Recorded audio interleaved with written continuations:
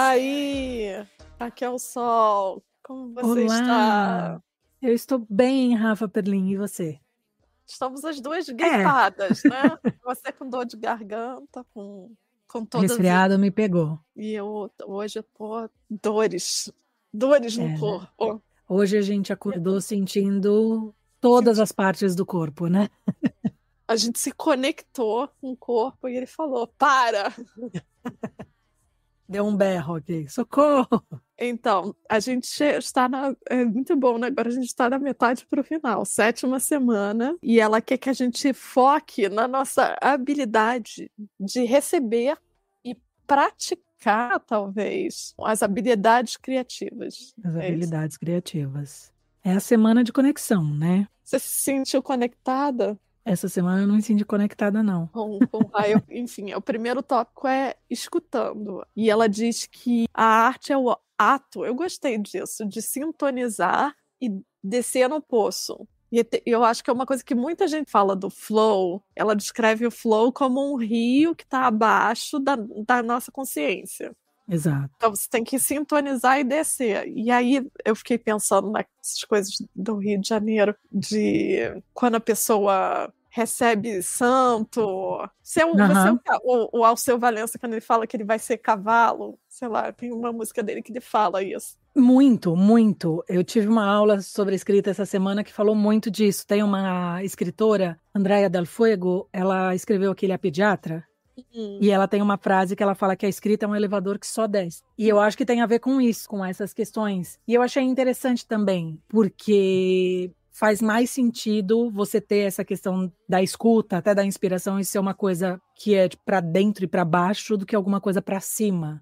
Sim. Né? Porque outra coisa que eu acho interessante que essa semana eu falei, a gente teve uma discussão no curso sobre isso e foi muito bacana, porque essa semana várias coisas que eu tive no curso de escrita, eu vou conversar no nosso papo, no nosso podcast de sexta, porque vai ser muito interessante. Porque é isso, você olhar para cima parece que você tá esperando uma coisa divina, tipo uma inspiração, como se ela fosse cair. Tipo, ai, cadê? Caiu e daí você vai fazer. E não é, pelo contrário, você tem que procurar ali dentro, né? Você tem que buscar naquilo que você tem. No interior, sei lá, o que é dentro ou fora, como diz a sua psicanalista. Mas você tem que buscar aquilo de uma maneira. E eu acho que é uma coisa mais introvertida mesmo. É uma coisa mais de você com você mesmo. Eu acho que não tem muito a ver. Não que o mundo não faça parte, mas eu acho que o exterior tem um impacto menor do que o interior nessa hora de se conectar, né? Eu acho que ao longo da história a gente tem várias metáforas para esse processo. Mas o interessante, eu acho que é isso, essa suspensão. Na terapia acontece isso, suspensão de julgamento. E a arte também, ela tem esse momento que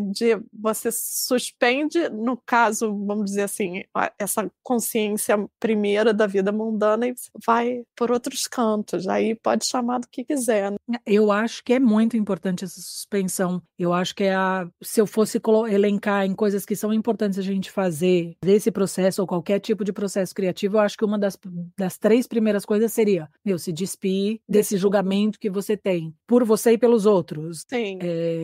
Se despir do julgamento próprio, eu acho que em primeiro lugar, e depois se despir do julgamento para o outro também. Eu acho que é muito importante, porque eu acho que é a única maneira de você ficar aberto e presente o suficiente para poder se conectar, porque se você ficar com o julgamento, você vai colocar uma barreira entre você e aquilo que você precisa chegar. E é interessante isso que você falou. Eu também acho que a metáfora de descer, pegar o baldinho e descer no poço é muito mais interessante do que ficar esperando um santo baixar em você, né?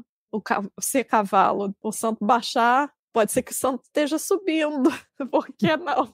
Porque se eu acho que se tem uma coisa que eu tô tentando lembrar das outras semanas, eu não sei, eu acho que ela não fala isso propriamente, talvez ela vá falar mais pra frente, mas eu acho que para você desenvolver o seu processo criativo, para você entrar em contato com a sua parte criativa, você precisa de prática. E prática é uma coisa sua com você mesmo, você precisa praticar. Eu acho que nada mais, nada menos, as páginas matinais já são isso, né? Já são uma prática para alguma coisa. Sim.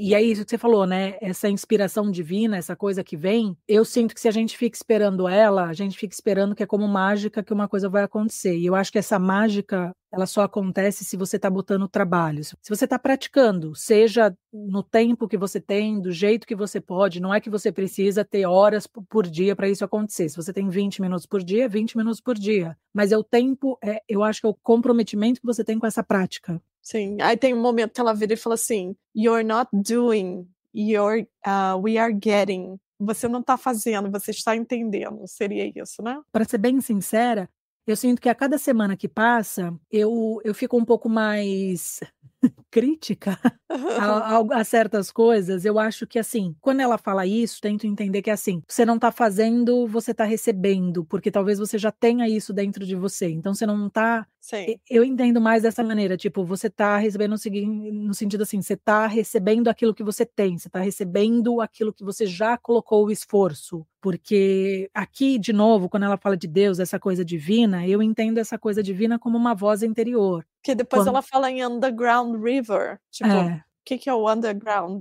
river? Não é necessariamente... Enfim, eu tô confundindo você, mas o que eu tô querendo dizer é que ela fala Deus, mas ela também fala sobre como se a gente estivesse acessando o inconsciente, de alguma maneira. Ela fala que a gente pode aprender não só escutando, mas também aumentando, eu acho que... Como que eu traduziria accuracy? Eu acho que aumentando a intenção da inspiração, tipo, de você escutar a sua voz intuitiva dizendo, tipo, faça isso, tente isso, diga aquilo. Quando ela fala dessas coisas mais divinas, eu entendo mais como um senso próprio que você tem, daquilo de você olhar para uma coisa e dizer, é isso que eu quero fazer, é esse o caminho que eu quero seguir. Você sozinho com você mesmo, você decide. E às vezes você vai até contra o que outras pessoas talvez falassem para você, porque eu acho que também isso é muito importante. Eu acho que ouvir, quando você tem um professor, um mentor, eu acho que é importante ouvir o que as pessoas têm a dizer sobre o seu trabalho, sobre outras coisas, mas às vezes é importante você também calar essas vozes e ouvir só essa coisa que a gente chamaria, poderia ser de intuição, gut feeling, alguma coisa que você sente e que você fala, vai por esse caminho, faz isso. Eu acho que é importante a gente saber ouvir isso também, porque eu, pelo menos, sempre tive uma dificuldade muito grande na minha vida de buscar uma validação que vinha de fora.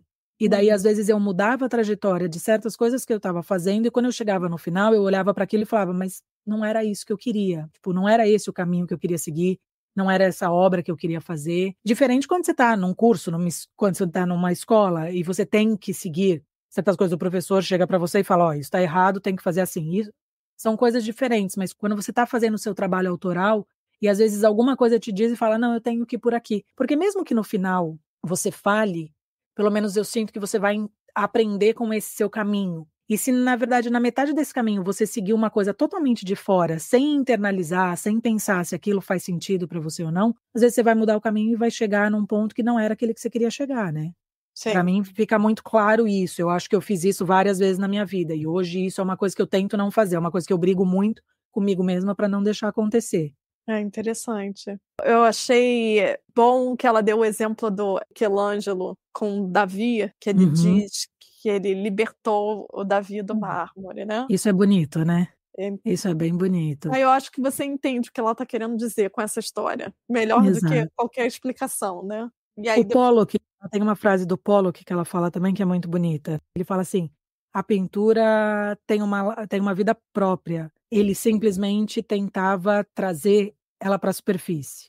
Acho isso bonito também, porque criar é uma coisa que você faz num conjunto... Agora, ó, a Júlia vai ficar orgulhosa com o que eu vou falar. Eu acho que criar é uma coisa que você faz um conjunto de energia daquilo que já tem existente, né? Eu acho que nada é completamente isolado. Eu acho bonito do Pollock falar isso, porque eu também entendo que ele está querendo dizer que se a pintura tem uma vida própria, quer dizer que também tem muita coisa que veio antes daquela pintura que faz aquela pintura ser possível. Tem muita coisa que ele viveu e que ele aprendeu e que para aquela pintura tá ali, né? Então, na verdade, o papel dele é só trazer ela para a superfície, porque ela já existe. Eu acho isso bonito. Eu acho que às vezes não é tão simples, mas eu sinto que quando você consegue criar alguma coisa, é mais fácil sentir isso. Eu acho que quando a gente está falando de um ponto onde a gente está bloqueado, ou a gente está numa fase difícil de estar em contato com a criatividade, eu acho que fica mais difícil entender isso. Mas eu acho que quando você está imerso nesse mundo, ou quando você está conseguindo criar, que é mais fácil você sentir isso, que leva tempo para você sentir isso. Às vezes eu sinto com certas coisas que eu faço, e às vezes eu ainda não sinto, porque tem coisas que ainda estão bloqueadas, estão meio restritas. Por isso que a gente tem que praticar, né?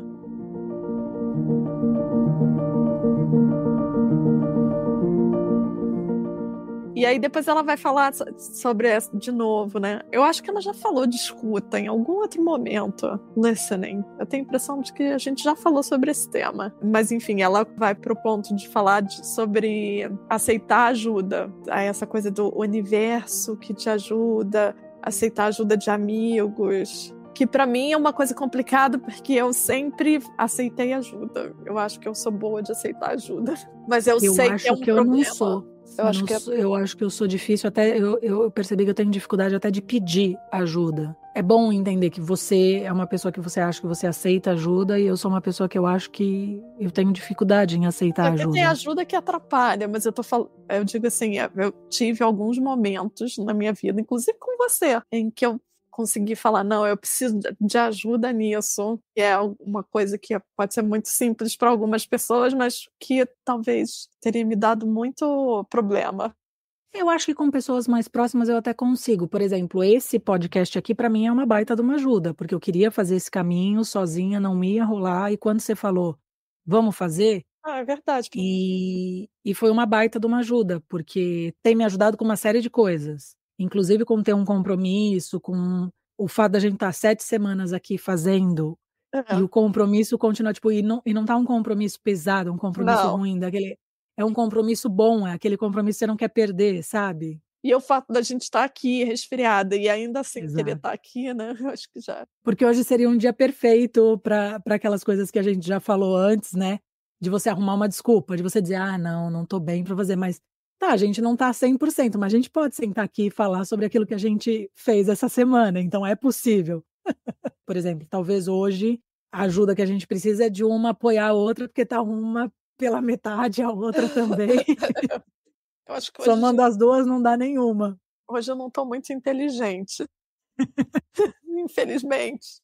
Tô precisando da sua ajuda. Eu acho isso impossível, mas tudo bem. E aí ela... diz. Não, fala o que você ia falar. Não, eu ia falar só que ela vai pro próximo ponto, mas... eu ia falar exatamente isso. Que daí ela vai para perfeccionismo. É um vilão, assim, eu acho que é um dos maiores vilões que a gente tem quando a gente trabalha com qualquer coisa. Mas com a criatividade, então, perfeccionismo é uma coisa que eu já sofri muito, muito disso. Hoje eu acho que eu sofro bem menos, eu consegui trabalhar bastante isso na terapia, em outras coisas, mas hoje eu realmente tento viver por aquela frase que é: o feito é melhor que o perfeito. Sim. Mas já sofri muito disso, muito. Se permitir erros. E saudar os erros também, porque os erros eles trazem alguma coisa. A gente às vezes acha que não, mas os erros trazem uma série de coisas. E uma coisa só tá errada ou só não saiu do jeito que você queria se você faz, né? Que, né, eu grifei uma frase que ela fala que o perfeccionismo é uma recusa. Eu também. De seguir em frente. Então começa por aí. O perfeccionismo, ele já te para. Então é a primeira coisa que ele faz, ele te impede de seguir. Só para as pessoas entenderem. Então, quando ela chega nesse ponto, essa é a definição que ela tá dando. Isso. Né? Ela quer falar sobre essa recusa. De E daí não ela continua, permitir erros. E ela continua dizendo que isso é um looping, uma coisa obsessiva e debilitante, que faz com que a gente fique preso nos detalhes do que a gente está escrevendo, pintando, fazendo, e que a gente perde a visão do todo, né? A gente perde a visão do completo, porque quando você está fazendo um projeto, se a gente se prende obsessivamente em detalhes, sem um motivo para aquilo, simplesmente para fazer aquilo demorar mais, para pausar aquilo, eu acho que aí começa a ser o problema, que é isso quando se torna o perfeccionismo, né? Porque o perfeccionismo não é você fazer as coisas perfeitas. Sim. Né? Não é isso. A gente.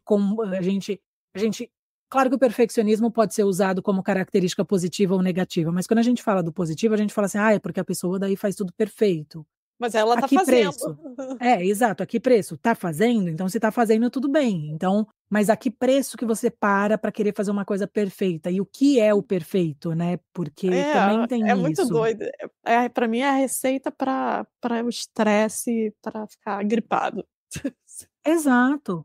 E o Ah, perfeito para cada um é muito diferente, né, é. muito diferente. Tem um momento que ela vira e fala assim: "Todo rascunho é a versão final". Eu adorei isso, porque eu não ia conseguir fazer metade das minhas coisas se eu não aceitasse que, tipo, não, é um primeiro passo, vai melhorar. Eu tô sempre pensando assim: "Vai melhorar". E se é o melhor que você pode fazer, não tem como ser diferente, porque é isso que a gente não pensa de vez em quando, não adianta você querer fazer melhor do que o que você tem capacidade para fazer. A gente tem a capacidade para fazer A, B ou Isso C. e o caminho é longo. Aí, só para não esquecer, né, aquela coisa, eu preciso interromper para não esquecer que você fala. Diga.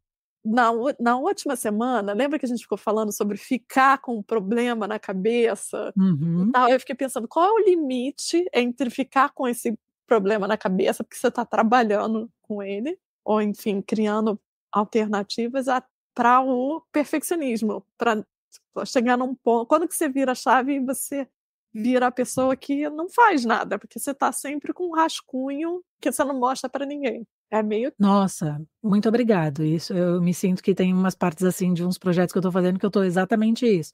Eu fico ah, com um é? rascunho que não mostro para ninguém. Ah, eu não sabia. Eu já te fa eu falei isso pra você na semana passada, que eu tenho uma amiga, ou talvez na semana anterior, que você sabe quem é, que eu não quero falar aqui, e eu acho ela tão boa. Eu fico olhando assim: "Ai, tudo que ela faz eu acho ótimo, ela tá sempre reclamando de tudo que ela aquilo chega a me dar agonia, e mas ao mesmo tempo é uma lição pra mim, no sentido de não vai por aí que não é Eu uma sinto que boa já faz estratégia. um tempo que você tem botado vários projetos, no mundo, e eu sinto que são projetos que nascem, às vezes, de um esboço, de um rascunho, e você rapidamente consegue transformá-los e colocá-los no mundo, e eles parecem um projeto completo, né, Mas aí parece vai um projeto mudando, né, exato. que nem o Vitor falou pra mim: "Nossa, eu gosto tanto de tudo que você faz, acho que tem um cuidado, mas eu fico confuso". Então é isso que eu tô tentando trabalhar agora, me fazer um pouco mais clara para as pessoas, porque eu Não, acho que eu eu tô no sinto outro lado. eu sinto que você é plural, né, eu sinto que você não tá buscando um nicho tão pequeno. Tem algumas coisas que você faz que são de nicho, mas tem algumas coisas que você faz que são plurais. E eu acho que elas se conversam bem, entendeu? Eu não sinto que são paradoxais ou coisas do tipo: "Ah, esse vídeo", por exemplo, os vídeos, eu gosto dos vídeos que você faz, e eu sei, né, a gente conversando, eu sei o que você gosta de consumir como vídeo, então eu sei o caminho que você quer fazer. Mas eu Sim. acho que você está no caminho, que isso que você põe no mundo, já é o começo desse caminho que você está Ó, querendo só fazer, né. só pra deixar aqui para as pessoas, eu tô escutando isso da Raquel e a Raquel faz vídeo, tipo, 3.000 vezes melhor que eu.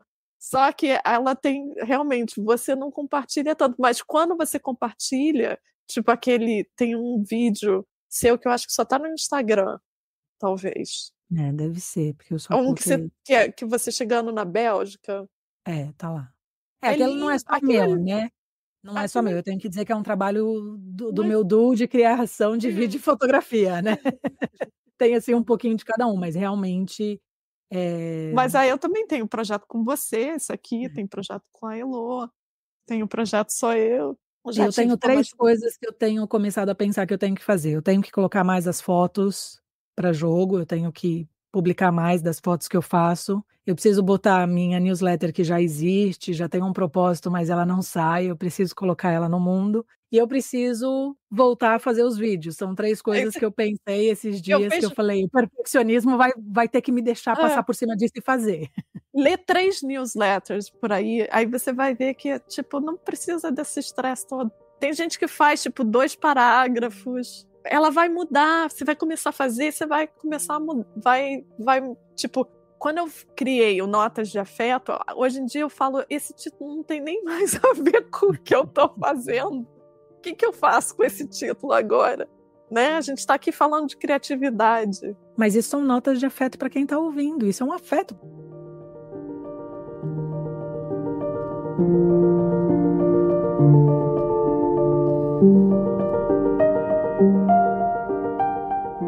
que eu ia falar pra você? Eu vi uma fala de uma menina, esqueci totalmente o nome dela, que a Ali compartilhou hoje. Ah, sim. Você viu também? Vi, eu sigo essa menina. Eu achei ótimo, eu lembrei de você, porque você fala muito isso. Um projeto para pagar o aluguel, um projeto para me alimentar, né?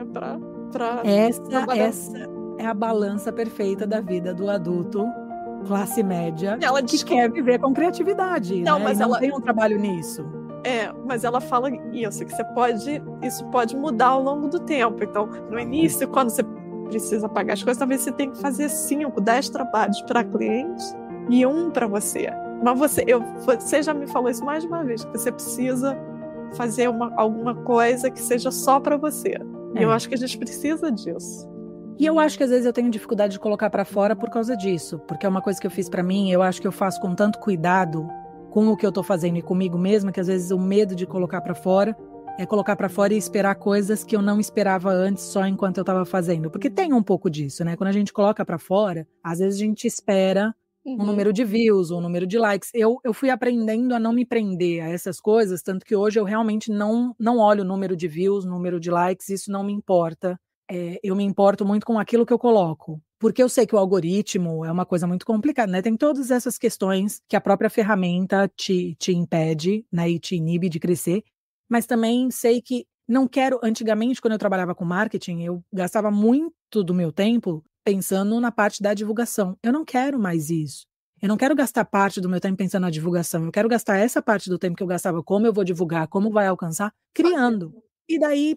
o alcance que o trabalho vai ter é o alcance que o trabalho vai ter, né? Diferente do meu trabalho com fotografia, que é a parte comercial. Nessa parte, sim, tem um tempo que eu gasto lá para divulgação, que eu vou fazer isso, aquilo, mas ainda assim é bem menor do que eu trabalhava antes, tanto que às vezes eu me questiono e falo, talvez eu tenha que dar um pouco mais de importância para isso e trabalhar um pouco mais o marketing disso. Então eu fico, né, tentando equilibrar para também não ser simplesmente, eu adoraria que o trabalho falasse por si próprio, né? Eu adoraria que eu não precisasse fazer nada e que o cliente recebesse aquilo e viesse atrás de mim, mas eu sei que o caminho não é uma linha reta, então esse equilíbrio de tentar entender, e eu preciso hoje aprender a abrir mão um pouco desses trabalhos e soltar eles no mundo. Eu estava falando isso que a criadora de conteúdo falou, eu conversei semana passada, ainda preciso responder, uma amiga da vida inteira e ela tá ouvindo o nosso podcast. E ela não está acompanhando pelo livro, ela não está fazendo o livro, mas ela está acompanhando.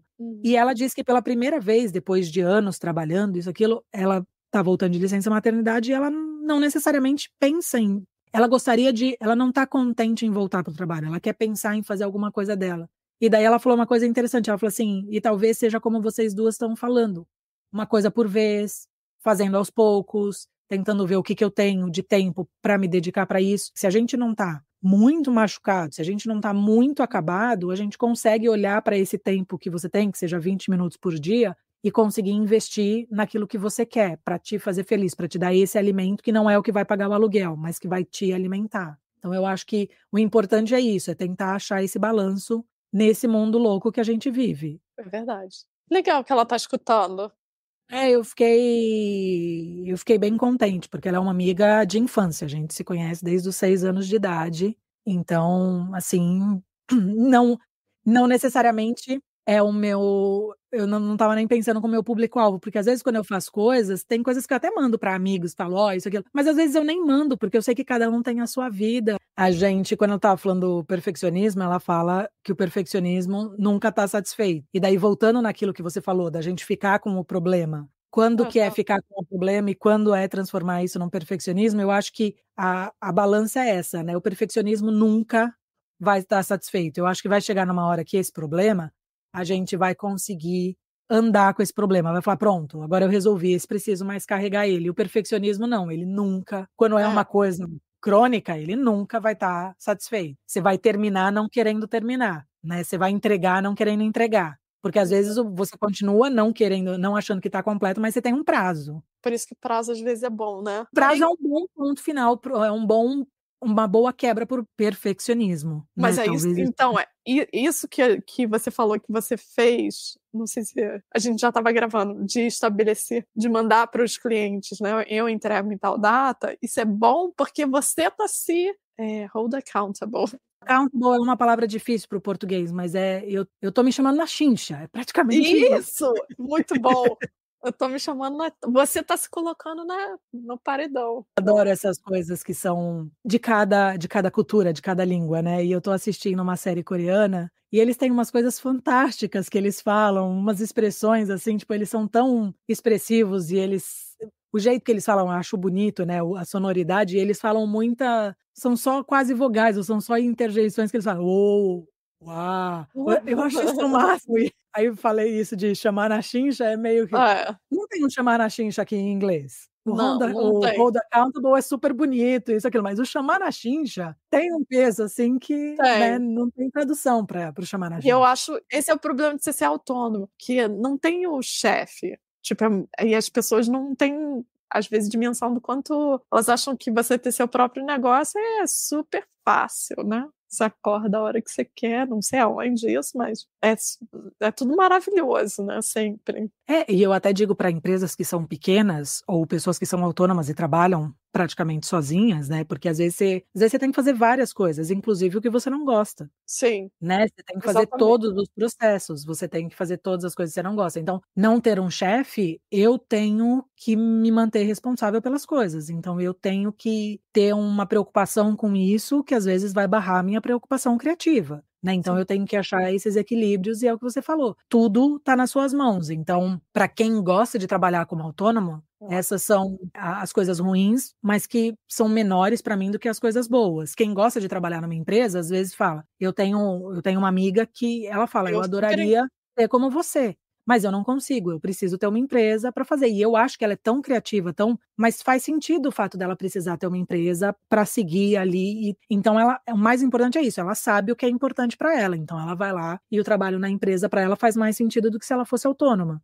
Voltando sobre a questão do perfeccionismo, que eu gostei, que é assim, primeiro você faz. Para você fazer qualquer coisa bem feita, primeiro você tem que fazer mal feito, né? Esse compromisso com o erro, eu acho que é o que ela está querendo colocar como o mais importante. Eu gostei muito dos exemplos dessa semana, das frases. Né? Essa parte do perfeccionismo eu achei muito boa. Ela também traz uma coisa que eu achei que as pessoas talvez usem o perfeccionismo em resposta a isso, que ela fala que segurança é uma ilusão muito cara. Porque às vezes o perfeccionismo vem de dizer, não, só quando eu me sentir seguro é que vai estar pronto.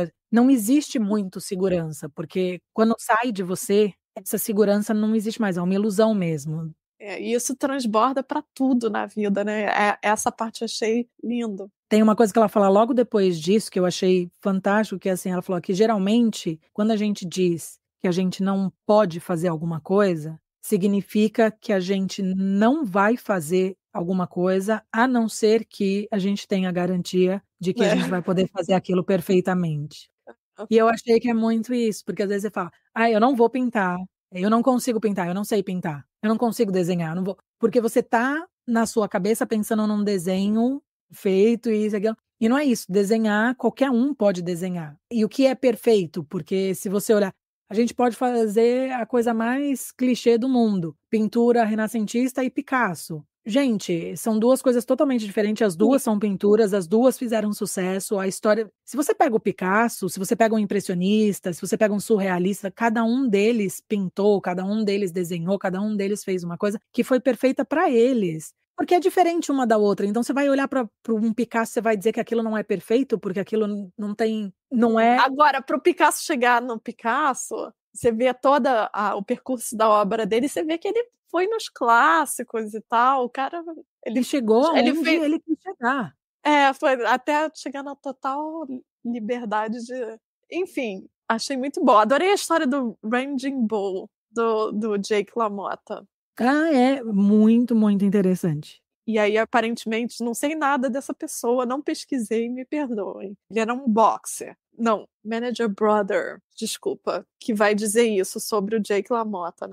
Enfim, ele vai enfrentar um oponente, né, aquele nervoso, aí ele vira e diz, apenas faça. Se você ganhar, você ganhou. Se você perder, você ganhou. É a lição. Vai para a arena. É exatamente. Já diria Roosevelt, que foi apropriado por Brené Brown, vendeu muito, fez sucesso, porque é uma boa frase, eu acho, né? Vai para a arena? Vai para a arena.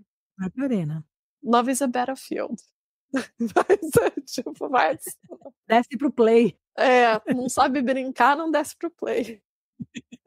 Eu acho que é isso mesmo. Quando você faz uma coisa, quando você coloca uma coisa no mundo, você já ganhou, né? É difícil ver quando você está pensando em outras validações ou em outras creditações, mas quando você coloca uma coisa no mundo, você ganhou. Quando você está sendo indicado, eu penso hoje, né, para quem quer um trabalho, porque é claro que é importante premiação, validação do seu trabalho, mas você fez um projeto e você está concorrendo a um prêmio nesse projeto. E você não ganhou, mas você concorreu. Eu acho que isso já tem o seu mérito. Então, o ganhador sempre vai ser um. Isso não quer dizer que só aquele trabalho foi bom. Quer dizer que naquela premiação, aquele trabalho vai ser premiado. Mas todos aqueles que estão lá, eles têm o seu valor. Não adianta a gente dizer, como que a gente pode dizer que numa competição com 100 trabalhos, um só pode ser o vencedor, né? Um só é o vencedor, mas todos eles têm o valor, tem o seu papel. Um só ganhou o prêmio, né? Eu diria que todos são vencedores e um só ganhou o prêmio, porque o prêmio só vai para um.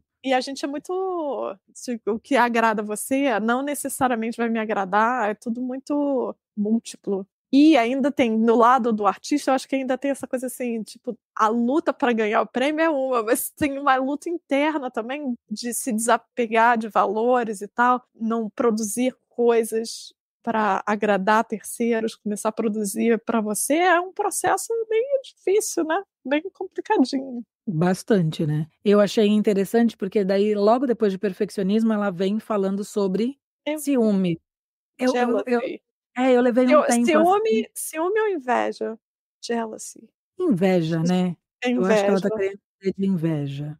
É que os ciúmes, nesse ponto, se você tem ciúmes de alguém que tem uma coisa que você não tem, é uma inveja, né? Eu traduzi de uma maneira, mas eu acho que serve para as duas coisas, mas eu acho que ela quis dizer inveja. Essa conexão, senso de conexão, ela começa falando sobre escutar, ir para o rio, Underground River, aí depois ela fala para você não ser perfeccionista, jogar as coisas no mundo, e ela termina falando de inveja, né? Que quando ela dá depois ali uns exemplos, faz muito sentido porque ela tá falando isso, né? E ela fala que a inveja é uma máscara que serve para cobrir o nosso medo de fazer. Que ela sempre é uma máscara do medo, né? Sempre é uma máscara pro seu medo. E outra coisa que eu acho que ela fala que é interessante é que ela fala que a inveja produz em você tunnel vision, tipo uma visão de túnel. Você não enxerga direito, né? E é isso mesmo, porque daí você só consegue focar naquilo que você gostaria de ter ou de fazer, mas você não consegue focar naquilo que você pode fazer.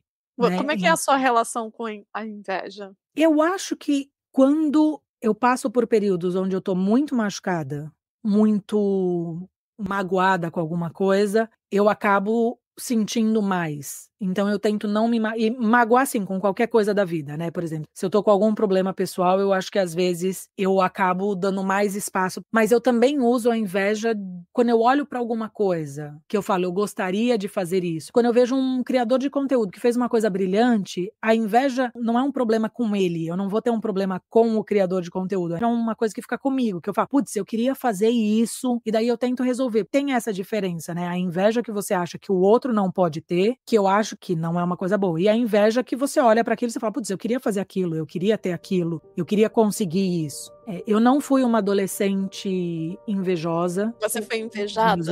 Eu acho que um pouco porque eu acho que eu era muito diferente do lugar onde eu me encontrei na adolescência, por exemplo. Eu acredito que na adolescência eu era muito diferente das pessoas que eu convivia, porque eu estava num ambiente socioeconômico diferente, isso, aquilo. Então, eu acho que eu era diferente. Eu acho que tudo que é diferente causa um pouco disso. Mas eu não sei se eu fui muito invejada. Mas eu acho que quando a gente é adolescente, quando a gente é jovem, faz parte, né? Eu não me consideraria uma pessoa invejosa, mas eu sinto que quando eu não tô bem, tem esse monstrinho verde da inveja que vem pra mim e fala, eu queria isso também. E daí eu paro pra pensar e falo, tá bom, se eu queria isso, então o que eu posso fazer? Eu quero mesmo isso? Ou só porque eu tô vendo do outro é porque eu quero? Porque tem isso também, né?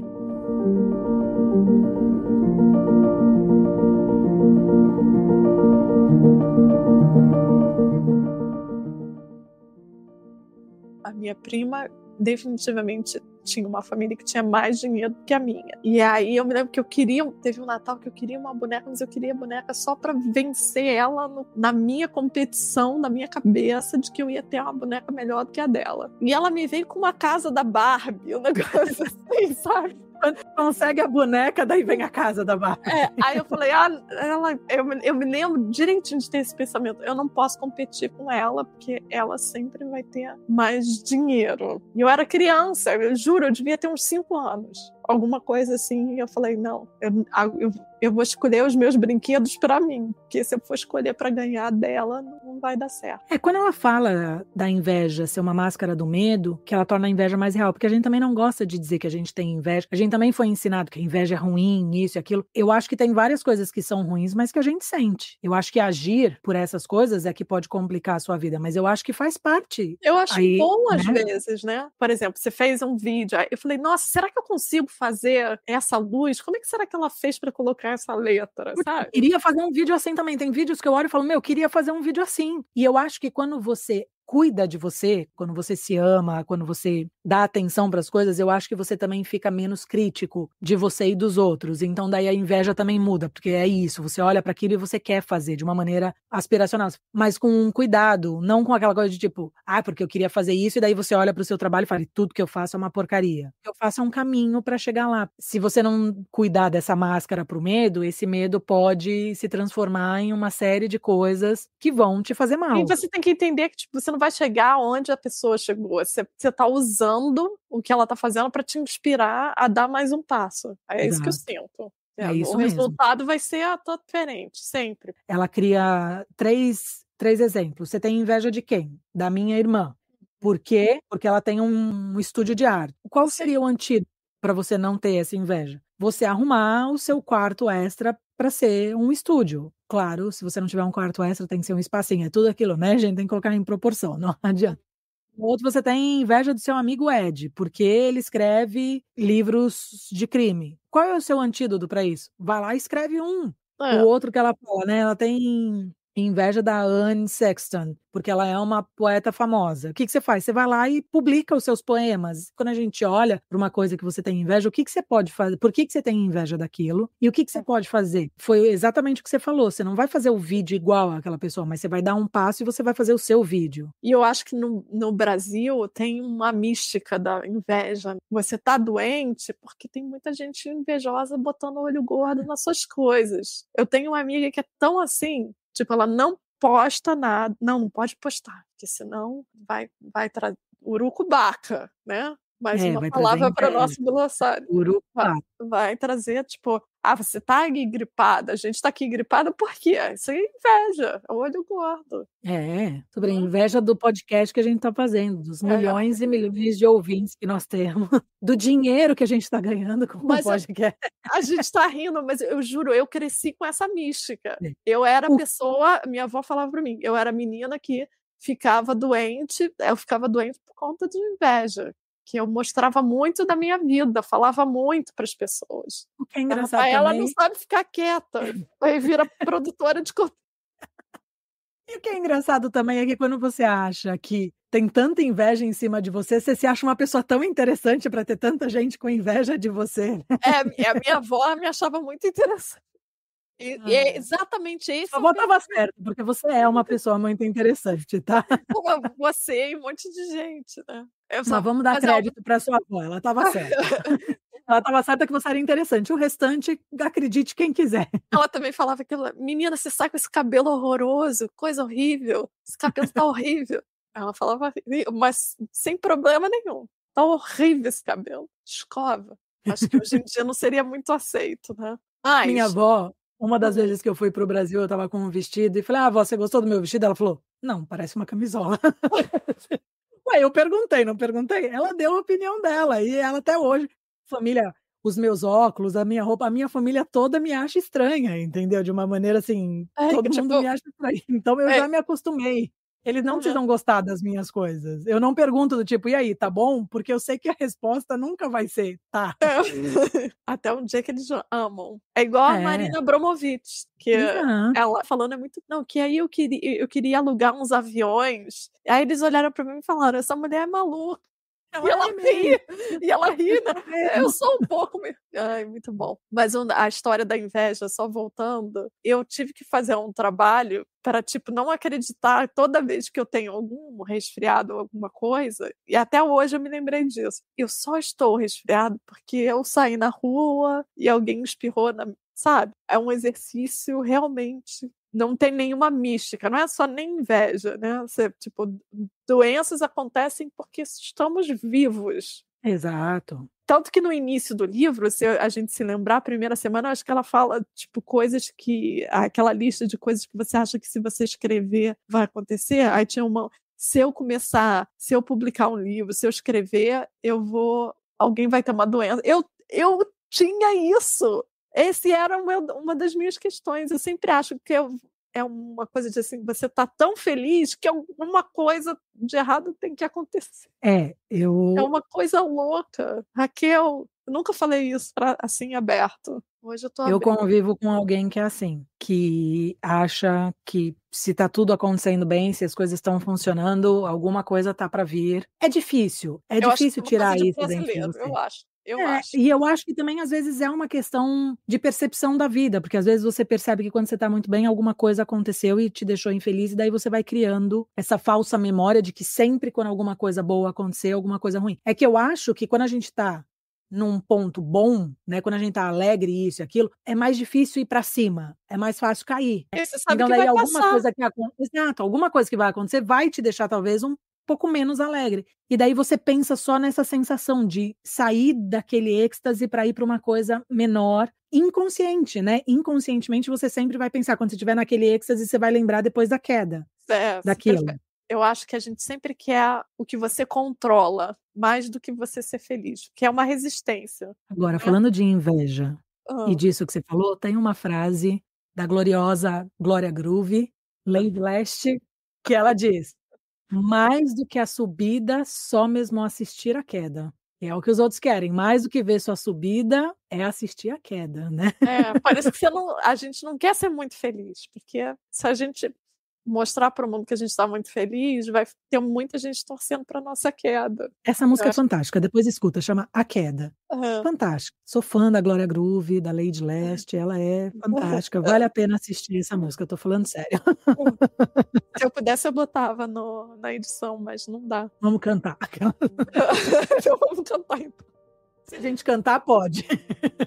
Pode? Não sei. Pode, se cantar, pode. Não pode colocar música, mas se cantar... Mas não vai acontecer, tá, gente? Fiquem tranquilos. Nós não vamos fazer isso com vocês. Não cantaremos aqui. E no final das contas, o importante é... Por isso que a gente faz terapia, que a gente tem esse espaço para organizar os pensamentos. E perceber que a gente é só mais uma agulha no... Um grãozinho de areia. Um grãozinho de areia no mundo. Ninguém tá se importando. Só faz. Você vai ter resfriado, vai ter dor de barriga. Por que não fazer também umas coisas boas, já que tem um monte de coisa ruim?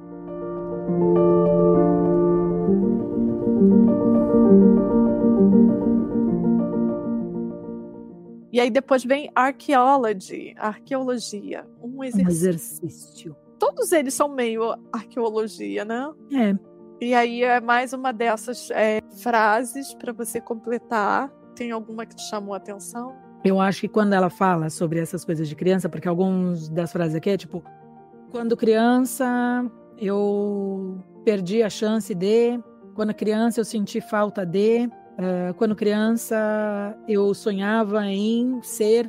Eu acho que para mim traz muito uma questão assim de muita coisa que eu queria que tivesse sido diferente durante a minha infância e que eu tô aprendendo a fazer as pazes com isso, porque eu também não sei se eu fosse pai, né, se eu fosse mãe, se eu decidisse ter filhos, isso, aquilo, se eu faria diferente, se eu seria muito melhor, se daqui 20, 30 anos meu filho pensaria diferente. Então eu acho que às vezes essas coisas mexem comigo num lugar mais delicado. Mas a verdade é que eu gostaria de ter tido mais suporte, eu gostaria de ter tido a minha criatividade mais aguçada, né, aproveitar a curiosidade da criança, eu gostaria de ter tido mais conexão com as pessoas ao redor e com as coisas que eu gostava, eu gostaria de ter sido encorajada, e talvez eu tenha sido, né? Isso é muito uma visão hoje daquilo que eu imagino que foi, porque tem uma certa coisa de memória que a gente tem a memória clara das coisas que aconteceram, e tem certas outras memórias que são quase uma obra de ficção.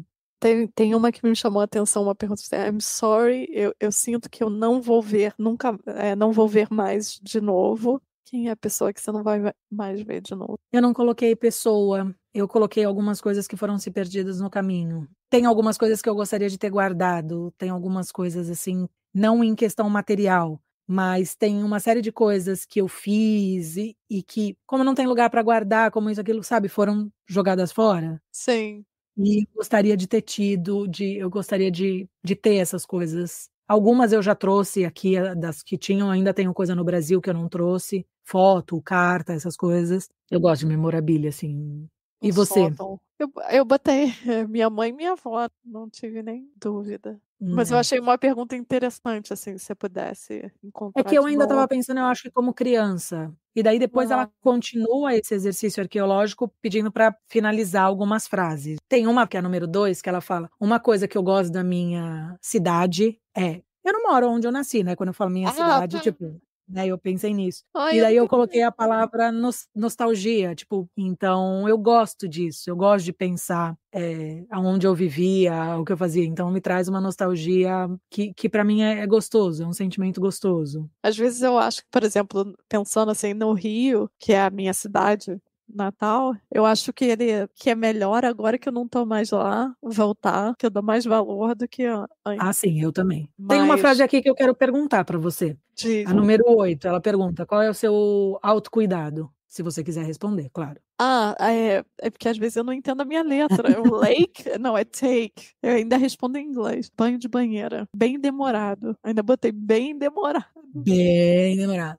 Eu não cresci com banheira, né? Eu também Então, não. ó. Mas Ai, hoje não consigo me imaginar vivendo sem banheira. é tão Eu vivo bom, sem uma né? série de coisas, mas sem banheira eu não quero viver, não. Isso porque aqui é comum, tá, gente? Aqui ter banheira. No banheiro é mais comum até do que ter só o chuveiro. Então, E, não é uma coisa do tipo, ai, não posso viver sem banheira, como se é, fosse uma coisa luxuosa, não. né? É o sorte. Tem nesse apartamento aqui, a gente aproveita. Agora eu esperei a conversa inteira para chegar nesse ponto e a gente começar a falar. Como foram suas páginas matinais essa semana? Foram boas, eu gostei. Aprendi uma coisa essa semana que eu vou trazer para cá e que Diga. daí Eu também me tenho faz uma coisa muito para mais falar. feliz. Fala você primeiro.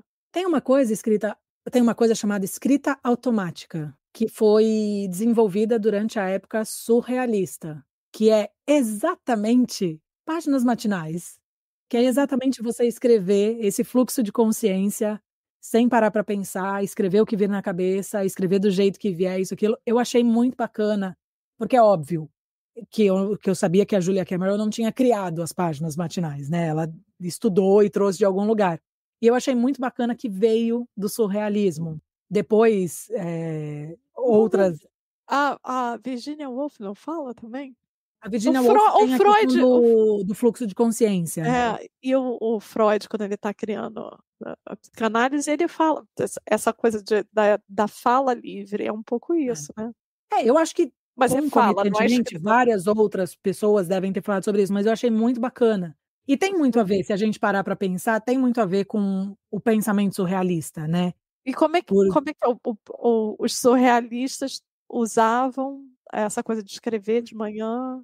Era uma prática que não necessariamente precisava ser de manhã, mas era uma prática de uma escrita automática, onde você sentava e colocava no papel aquilo que automaticamente vinha na sua cabeça, sem pensar, sem ter propósito, sem isso. Literalmente despejar no papel essas Interessante. questões. Alguns escritores depois pararam de usar essa técnica de escrita automática e começaram a usar outras técnicas que eram mais focadas para alguma coisa, né, que tivessem um propósito um pouco mais alinhado com aquilo que eles queriam. Mas eu achei extremamente interessante pensar isso. Para mim tem muito a ver com o pensamento surrealista, com a arte surrealista, se a gente parar para pensar, porque é uma arte desprovida de vários sensos, isso, aquilo, né, para você olhar, se você olha uma arte surrealista, se você lê alguma coisa, é uma coisa que não não faria sentido se fosse para ter um sentido, né? Aquilo que faz sentido porque o artista criou daquela maneira, Sim, né? eu Tem um adoro. sentido. Tipo, Eu também gosto muito. E claro que a gente sempre pensa nas pessoas mais famosas, né? Se pensa no Dali, mas eu acho que é bom ter uma referência, né? Surrealismo é sempre bom ter uma referência, pelo sim. menos visual, alguma coisa para te colocar lá. E eu achei, foi muito engraçado, porque daí eu senti uma sincronicidade essa É. semana, porque a gente estava falando sobre escrita, e daí veio tudo isso, eu falei, olha, Julia Cameron, tô entendendo. Julinha. Julinha, Acho, Julinha. Julinha. Mas as páginas para mim estão tão boas. Eu sinto que me ajuda a organizar as ideias. Eu acho que eu já falei isso aqui. Mas eu tô abusando do tipo, isso aqui que eu tô pensando, tá? Aí vai, sabe? Aí eu começo. E eu não sei como é que foi seu encontro com o artista essa semana. Ainda não foi, que eu fiquei de cama, então eu É. vou tentar fazer. Se eu não conseguir fazer sábado ou domingo, porque eu trabalho, eu vou tentar fazer tipo segunda, E porque lembra daí que é você o pode começo da fazer outra em semana. casa, né? Eu fiz uma também, tava meio Talvez um pouquinho baqueada, de banheira comigo mesmo, não é? assistindo ou escutando alguma coisa. É uma boa, tá vendo? Eu não Não tinha é? pensado nisso. Mas o Marte tem um tablet que tem aquela caneta da Apple. Uhum. Aí eu passei, tipo, fiz o meu Artist Day desenhando, usando a caneta. Eu adorei! Desenhando as notas de afeto? É, Gostei, gostei. foi assim, comecei a Não brincar. fui criativa essa semana. Essa semana eu fiquei mal. E daí a única coisa que eu pensava eu quero ficar. Tanto que eu coloquei que o meu autocuidado essa semana era dormir. Era só o que eu queria, dormir. É, e eu acho que às vezes é importante, mas quando você tá muito exausta, assim, você tá resfriada, às vezes eu acho que o melhor remédio é só parar, sem televisão, sem nada. Só. Você sabe que você falou, mas essa semana eu fiz uma coisa que eu pensei até bastante em você. Eu assisti muito YouTube enquanto eu tava. Eu pensei muito em você. E eu assisti a Carrie Cakes lá Carrie Cake. em Não, Seoul, né? eu acho que você e Carrie Cake são primas. Eu não sei qual que você assistiu, porque ela faz coisas diferentes, mas ela teve foi quando eu falei com você, que ela ficava em casa, ela falava assim, hoje eu vou tocar guitarra. Eu nunca vou saber tocar bem, mas eu vou tocar para gostar. Acho que a gente tem que fazer as coisas que a gente faz mal também. Eu assisti uns dela aqui em Londres e assisti ela. Na verdade, eu tava querendo ver coisa da Coreia, então assisti ela na Coreia, comendo isso, aquilo. E eu gosto porque ela faz com celular. É muito difícil você ver um criador de conteúdo fazer com celular o vídeo. Geralmente eles fazem com Sim. câmera e tal. E ela faz com o celular. Eu acho muito bacana isso. E ela, um dos vídeos, ela tava falando que ela foi para um parque de flores e de vegetação lá na Coreia, porque ela falou: é importante às vezes sair e ir para esses lugares. Então foi bem bacana. E assisti outras coisas. Assisti o Cottage Life daquele casal alemão que você gosta. Ah, Assisti adoro. umas coisas de fotografia, isso aqui eu assisti várias coisas. Assisti um, depois até que vou te mostrar. E fiquei assistindo. Não fiz como um encontro como encontro com o meu artista, mas foi porque eu fiquei É assistindo, quase, né? porque eu quero voltar a fazer vídeos. Então eu comecei a ver vídeos, desde vídeos muito bem feitos, bem editados e bem pensados, com um roteiro e tudo mais, e vídeos bem mais simples. Sim. Assisti a nossa querida amiga que mora lá no Polo Norte, né? Porque é gostoso Cecília, ver a Cecília. ela tá sempre É, feliz, né, gente? Qual é o segredo? ela tá sempre bem, né? It's amazing. Ela tá sempre feliz. É um negócio. É a minha inveja. Então fiquei assistindo isso. Foi uma semana e assisti essa série que eu tô assistindo coreana no Netflix, que foi o que eu consumi essa semana, além de ler, né, e outras coisas. E das tasks, teve alguma que te chamou atenção? Eu vou confessar aqui que nada me chamou muita atenção. Mas Não, pra mim também não.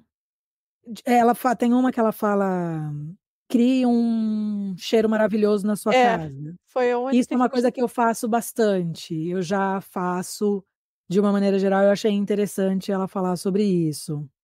Eu achei que as atividades foram ok essa semana. O capítulo foi curto. Foi indolor. Uhum. É isso, gente. Né? O próximo capítulo, a gente vai entrar no recuperando o senso de força. Precisamos. Por hoje é isso, né? Vocês contaram aqui com 2 garotas resfriadas, mas aqui presentes. Então, desculpe se a voz tá nasalada, umas tosses aí perdidas no meio do episódio. Beijos. Beijos, até semana que vem. Tchau. Pocahontas got me staring, got me wearing strange stuff. You think I'm loco? It's just a poncho. Na linha do perfeccionismo. Mas, enfim. Bem-vindo ao fantástico mundo de Rafa e Raquel. Você lembra daquele desenho Fantástico Mundo de Bob? Bob, Que o menino, é assim. Eu acho que funciona por causa disso. Voltando.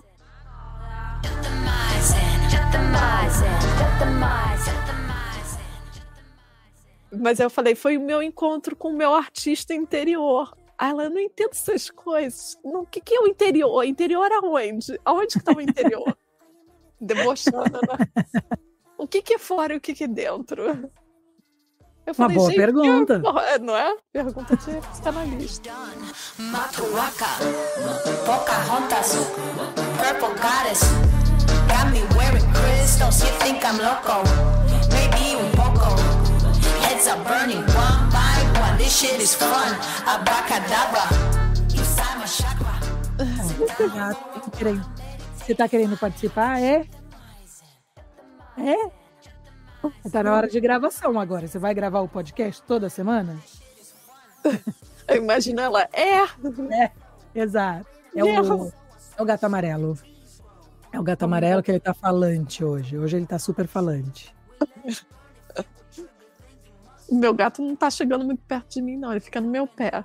Aí eu dou uma tossida, uma espirrada, ele olha, eita, que é isso? Tchau. It's a mother waka fire show. We let it burn in the night. It's my call, y'all. I'm everything.